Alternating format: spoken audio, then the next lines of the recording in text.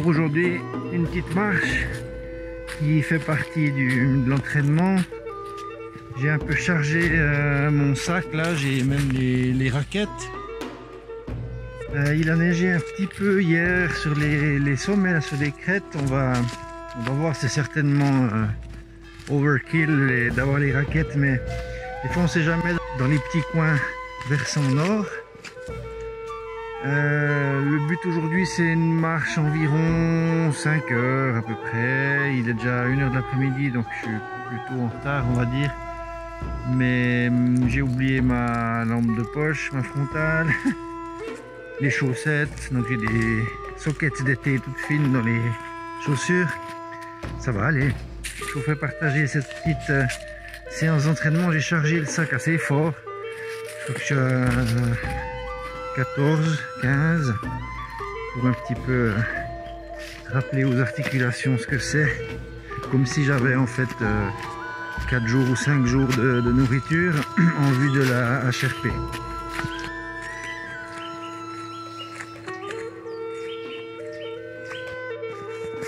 Un magnifique houx sauvage en forêt, donc c'est un arbre du coin ici, hein, le fameux houx des Côtes de Noël.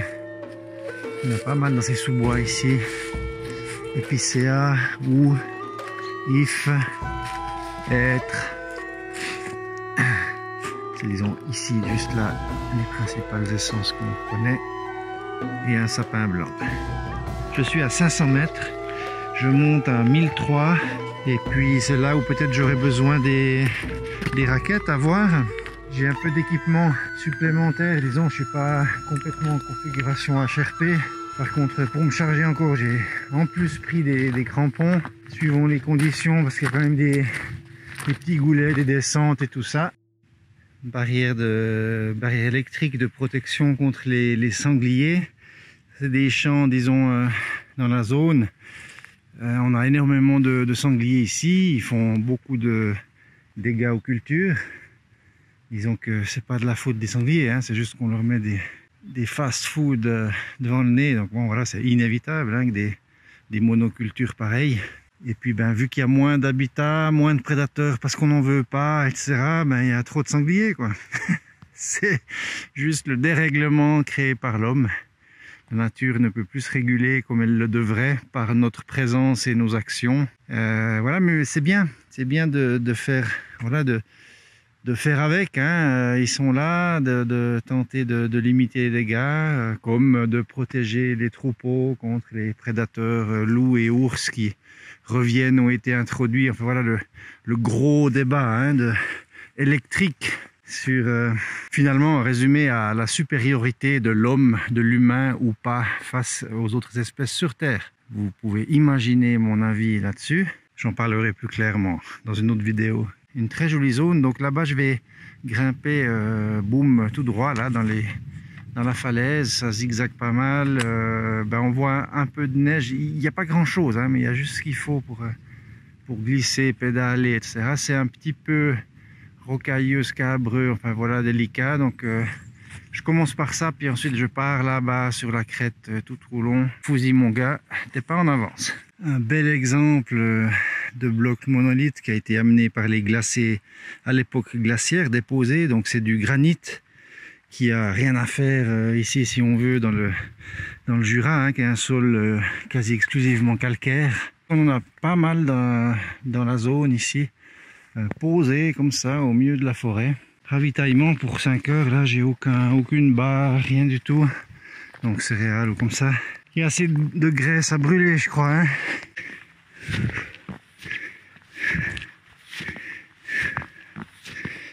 Alors je vais profiter d'un petit replat ici avant d'attaquer vraiment la grimpette là-haut pour resserrer un peu les chaussures, mettre les guêtres, mettre les crampons. Donc voilà, ça c'est des guêtres vraiment hautes, hein, elles me montent presque jusque sous le genou là. C'est pas plus mal, ça tient bien au chaud, ça protège bien des branchages parce que là on va monter dans un peu les taillis comme ça, donc ça frotte bien. Pour mes crampons qui sont pas livrés en fait dans une une fourre. J'ai pris en fait un sac de l'armée suisse, c'est du coton tissé hyper résistant, c'est de la guerre 14-18, donc vous voyez comment.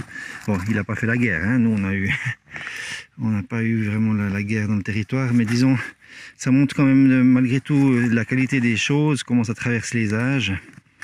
C'est indestructible, on va dire, donc ça résiste super bien aux crampons, c'est parfait. Alors c'est un peu lourd, j'utilise pour différentes choses, voilà. Mais au moins ça protège bien ce genre de nouveau matériel, tout ce qui est actuel, qui résiste pas plus de 5 ans, quoi. Voilà. C'est toujours long, hein, s'équiper, se déséquiper, crampons.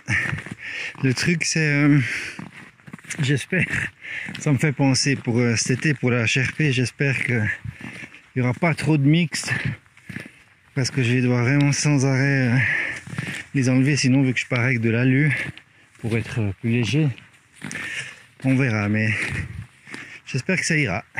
La progression est lente et difficile dans ce merdier là. Il y a eu des coupes, du coup c'est un petit peu le Mikado là-dedans. Ça réveille. Il fait frais, chaud mais frais, mais chaud mais frais si on passe au soleil, dans un coin d'ombre et tout. Là le soleil commence à se coucher derrière la crête. Du coup ça va vite se corser. Quand je vais arriver en haut, il fera, je pense, assez froid. Ben, en hiver on a un peu plus de dégagement, hein. Là je suis au milieu d'une forêt, principalement du foillard ou du hêtre. Le foillard c'est le nom du hêtre, disons, local. On voit cette ligne blanche à mi-hauteur, là-bas c'est le lac de Neuchâtel qu'on peut voir ici, parce que c'est l'hiver que les feuillus sont à nu, mais sinon on ne le voit pas normalement, il faut être plus haut sur la crête. Donc l'hiver c'est aussi assez chouette dans le sens où c'est bien ouvert. Il y a 2-3 marques là sur le sentier, mais il n'y a pas encore beaucoup de randonneurs bien sûr à cette saison, puis surtout c'est un peu glissant plus haut là-bas, là dans la falaise. Quand je vous dis que ça colle sur le versant sud. Ça c'est une mini vidéo. Juste une petite rando comme ça, hein, aujourd'hui.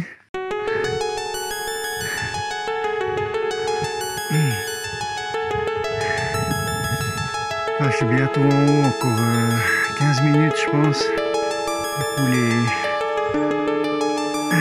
800 d'ascension ont été faits. Et puis après c'est crête, donc youhou!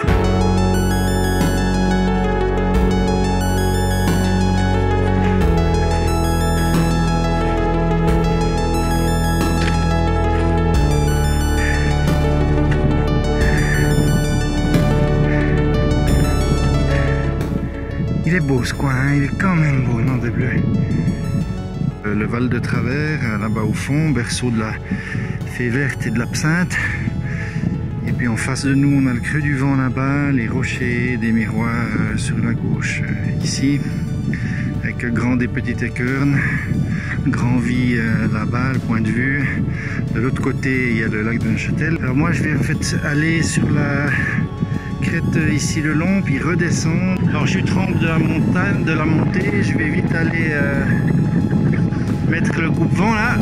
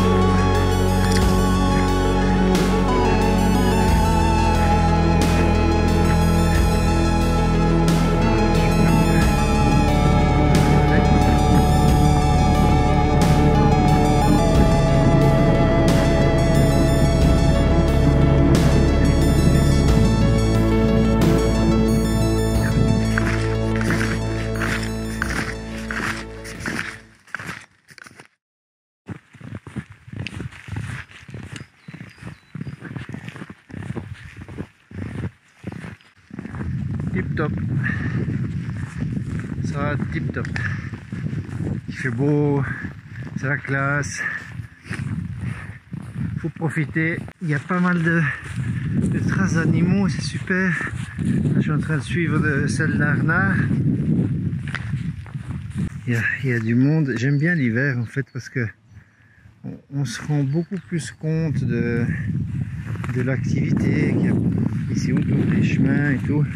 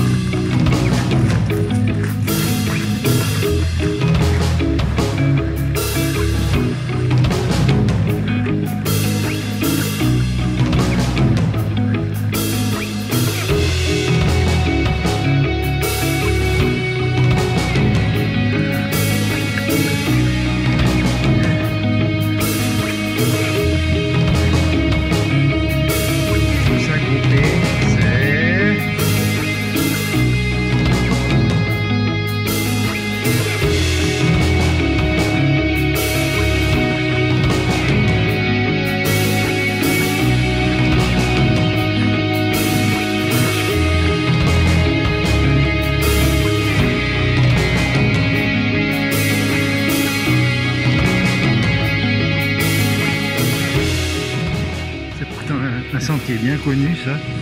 Pas une marque. Allez, allez, allez. On se réveille. C'est le printemps là, on y va. On se bouge.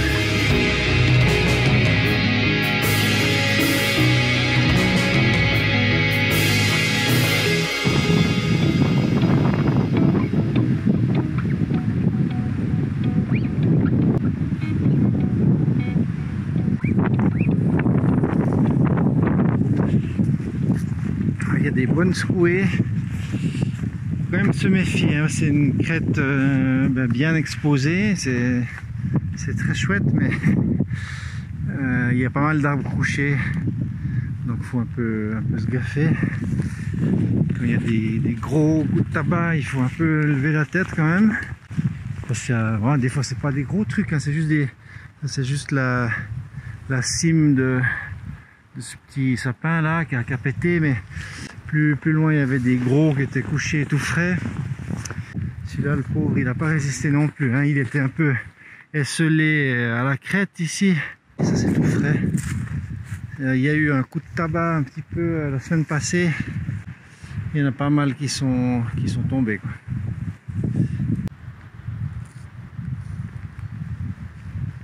Une plante, disons, bien courante, hein. On voit ces petits épis verts ici. Donc ça c'est l'Ellebore noir, Elleborus niger, qui est une plante très toxique, vraiment dans les classifications des 10 plantes les plus toxiques de Suisse. Elles font des inflorescences un peu particulières comme ça, un peu vert clair. Je continue la descente, toujours une jolie ouverture sur le lac de Neuchâtel.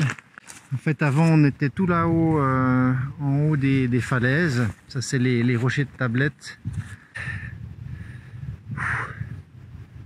Bon. Il reste encore un petit bout quand même. Là, j'ai passé le chalet des Chaumes. Je suis sur un petit sentier assez sympa pour contourner en fait les gorges. J'ai préféré passer à mi-hauteur, c'est un peu plus sauvage, puis je le fais moins souvent aussi, mais c'est un peu plus dur.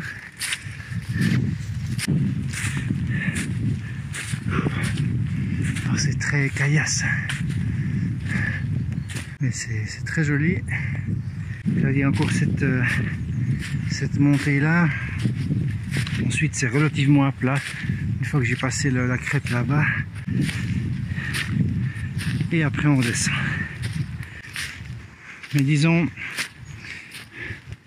je préfère presque m'arrêter sur ces images là, parce qu'au bout d'un moment donné je vais rejoindre la boucle, si on veut, enfin l'itinéraire que j'ai fait à l'aller pour fermer la boucle. Puis bon voilà, maintenant en plus il fait sombre, le jour commence à tomber. Donc, je vais vous laisser sur 2-3 images. Et puis vous souhaiter de bonnes randos. Et vous donner rendez-vous à très bientôt. Allez, ciao tout le monde. Un petit like, ça soutient. Et bonne randonnée, prudence, ciao ciao.